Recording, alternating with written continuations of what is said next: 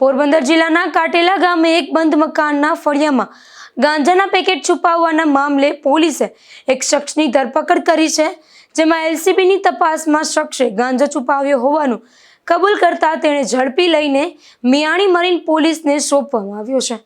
પોરબંદર નજીકના કાટેલા ગામે 10 દિવસ અગાઉ એક બંધ મકાનના ફળિયામાં શંકાસ્પદ બેગ મળી આવી હતી, ત્યારે આ મકાનના માલિક કેલાભાઈ ટપુભાઈ વિકમાએ પોલીસને જાણ કરી હતી કે તેઓ એક અઠવાડિયા માટે રાજકોટ ગયા હતા અને પરત ફર્યા બાદ તેમના ફળિયામાં શંકાસ્પદ બેગ મળી આવી હતી, જેના આધારે પોલીસે તાત્કાલિક તપાસ હાથ ધરી હતી, જેમાં સ્નીફર ડોગ અને એફએસએલ અધિકારીની હાજરીમાં બેગ ખોલીને તપાસ કરતા 410 ગ્રામ વજનનો ગાંજો મળી આવ્યો હતો।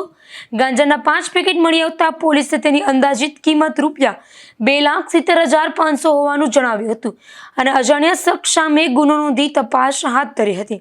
આ દરમિયાન એલસીબીની ટીમ પેટ્રોલિંગમાં હતી ત્યારે મળેલી બાતમીના આધારે પોલીસે તપાસ આગળ ધપાવી હતી।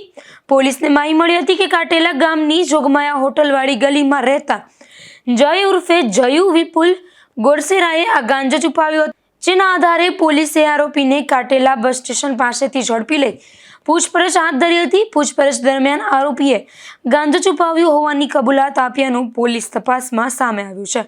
ત્યારબાદ પોલીસે તેની વિધિવત ધરપકડ કરી વધુ કાર્યવાહી માટે મિયાણી મરીન પોલીસને સોંપી દીધો છે। નિપુલ પોપટ સાથે અશોક થાનકી, ગુજરાત ન્યૂઝ, પોરબંદર।